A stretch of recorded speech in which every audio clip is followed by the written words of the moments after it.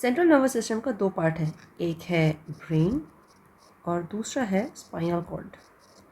तो आज की क्लास में हम लोग सीखेंगे ब्रेन के बारे में। तो ब्रेन को हम लोग 3 डिवीजन में डिवाइड कर सकते हैं, 3 मेजर पार्ट। इसको बोलते हैं फोर ब्रेन, ये है मिड ब्रेन और this one is hind brain. पहले फोर ब्रेन के बारे में जानते हैं। फोर ब्रेन सबसे अपर मोस्ट पार्ट है ब्रेन के और इसमें 3 कंपोनेंट है, एक है सेरिब्रम, एक है थैलेमस और एक है हाइपोथैलेमस। हम लोग को जो दिखता है वो है सेरिब्रम वाला पार्ट। सेरिब्रम के अंदर हम लोग को थैलेमस एंड हाइपोथैलेमस मिल जाएगा।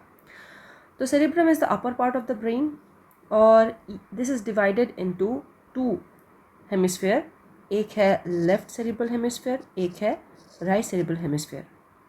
सेरिब्रम अगर हम लोग देखेंगे, this is the largest part of the brain also. अगर हम लोग इसको देखेंगे तो वहाँ पे हम लोग को दिखेगा कि बहुत सारा डिप्रेशन बना हुआ रहता है और बहुत सारा बल्जेस भी दिख रहा है। तो जो डिप्रेशन है, डिप्रेशन को बोला जाता है सल्कस और बल्जेस जो है उसको बोला जाता है गाइरस। सल्कस का प्लूरल है सल्की एंड गाइरस का प्लूरल है गाइरी।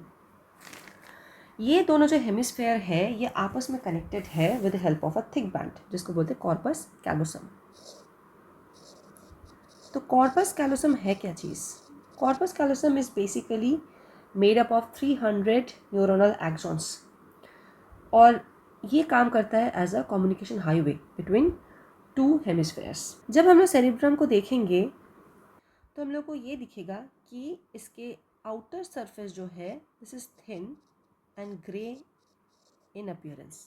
रीज़न ये है कि इस वाले जगह पे सारे न्यूरॉन के सेल बॉडीज प्रेजेंट है along with the dendrites and the neuroglial sales. तो दिस ग्रे पोर्शन को बोला जाता है सेरिब्रल कॉर्टेक्स और इस कॉर्टेक्स के नीचे वाला पोर्शन में है सारे न्यूरॉन्स सेल बॉडीज़ के एक्सॉन्स।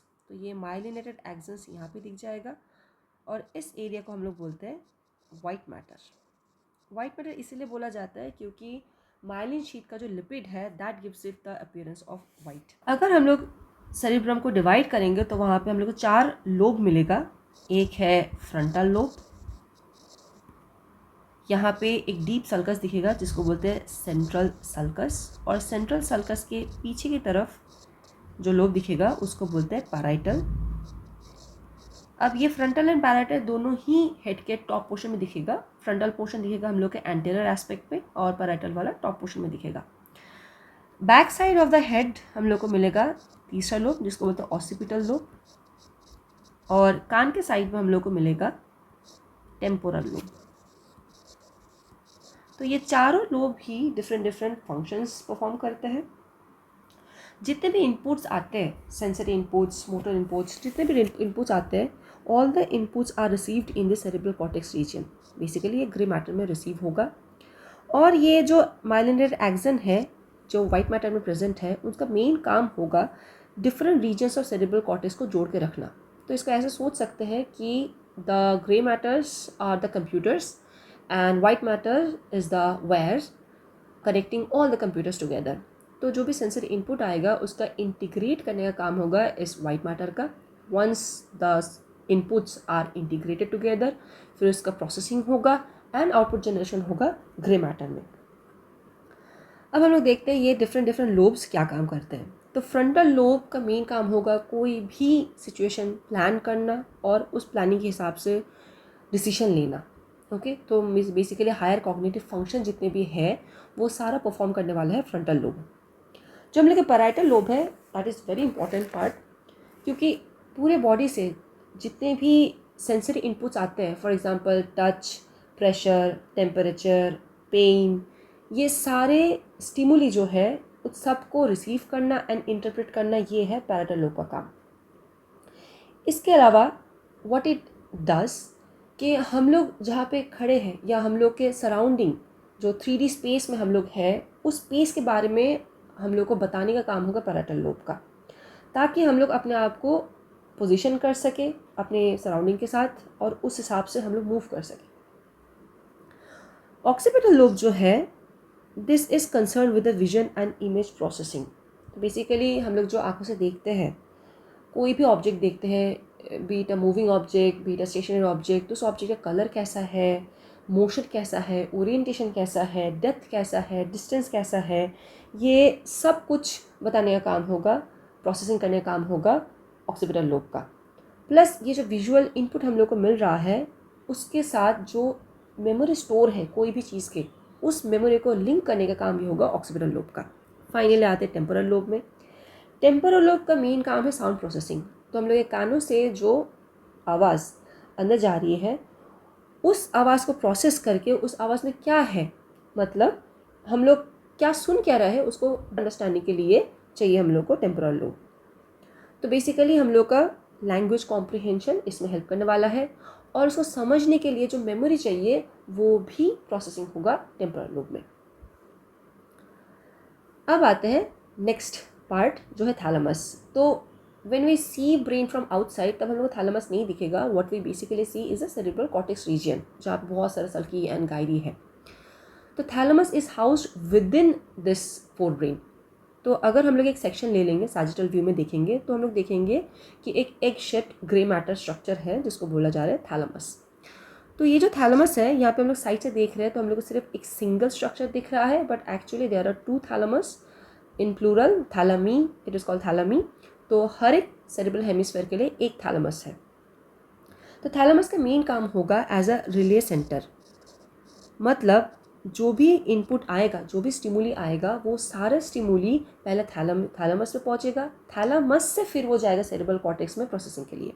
नेक्स्ट आते हैं hypothalamus. This is also part of fore brain. और ये जो हाइपोथैलेमस है ये है तो बहुत ही छोटा structure and it is present beneath thalamus, इसलिए इसका नाम हो गया हाइपोथैलेमस।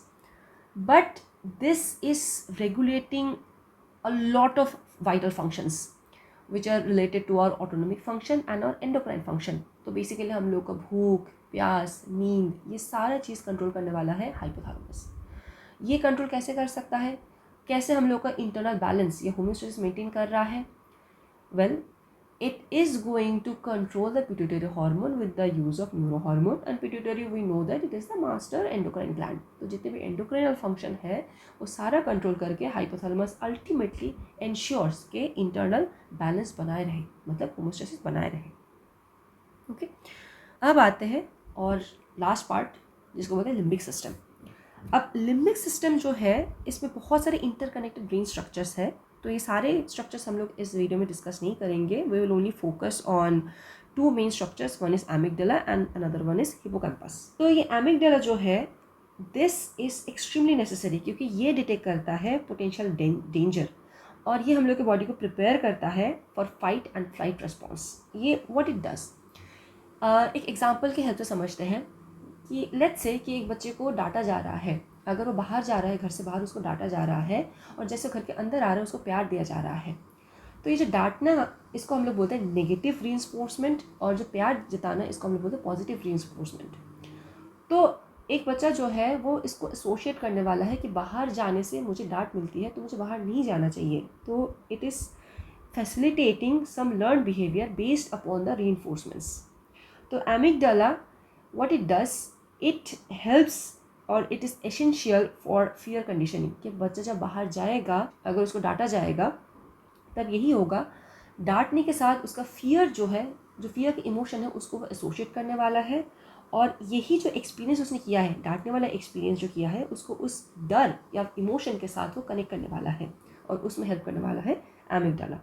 तो बेसिकली जो भी हम लोग को सेंसरी इंफॉर्मेशन मिलेगा बॉडी या ब्रेन से, इसको यूज़ करेगा amygdala to evaluate the emotional events. उसके बाद amygdala will send the signal to other brain areas such as hypothalamus and pituitary so that physiological and behavioural response आ सके। तो यहाँ पे एमिगडाला ये सारा जो काम कर रहा है it is going to work along with hippocampus. तो हिपोकैम्पस का मेन काम क्या है, हिपोकैम्पस में मेमोरी स्टोर हो रहा है। मिड ब्रेन समझते हैं। तो mid brain obviously it will be beneath fourth brain and it will be above the hind brain. ये हम लोग का हाइंड ब्रेन है और ये हम लोग का फोर्थ ब्रेन है। तो मिड ब्रेन में दो बहुत ही इंपॉर्टेंट स्ट्रक्चर्स है, one is superior colliculi and another one is inferior colliculi. तो ये बेसिकली ये जो बल्ज दिख रहा है इसको बोला जाता है कॉलिक्यूली।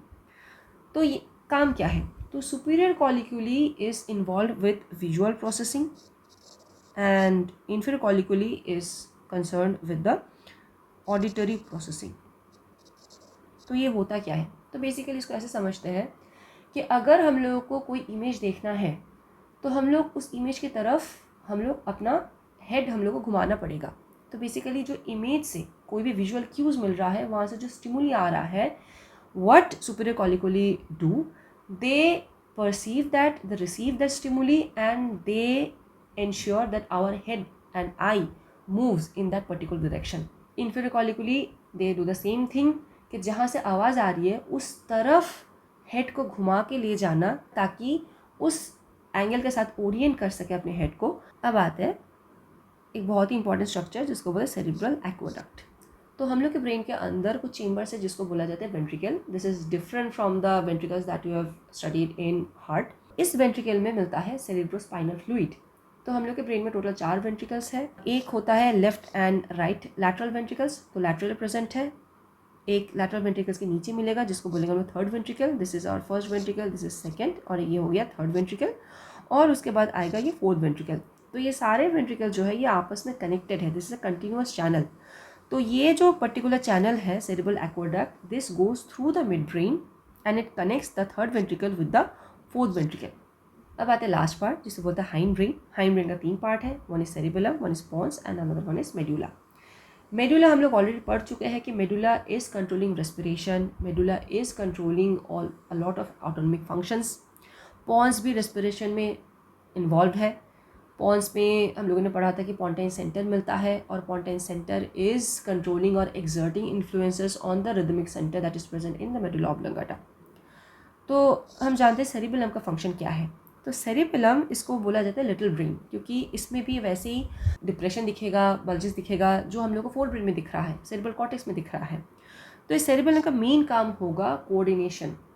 जो हम लोग मूवमेंट करते हैं, फॉर एग्जाम्पल अगर हम लोग साइकिल चलाना सीख रहे हैं, ये जो मोटर स्किल हम लोग ने सीखा उसमें जो एक स्मूथनिंग लाना है, स्मूथ मूवमेंट होना है, और उसमें जो कोऑर्डिनेशन चाहिए और बैलेंस जो चाहिए, पोस्चर जो चाहिए, ये सब कुछ मेंटेन करने का काम होगा सेरिबेलम का. तो हम लोग का नॉर्मल जो मूवमेंट है that is done by because of the muscular contraction. जो सिग्नल आता है मस्कुलर कॉन्ट्रैक्शन का वो आएगा सेरिब्रल कॉर्टेक्स से, लेकिन उस मस्कुलर कॉन्ट्रैक्शन को स्मूथ बनाता कि एक स्मूथ मूवमेंट दिखे, वो काम होगा सेरिबेलम का.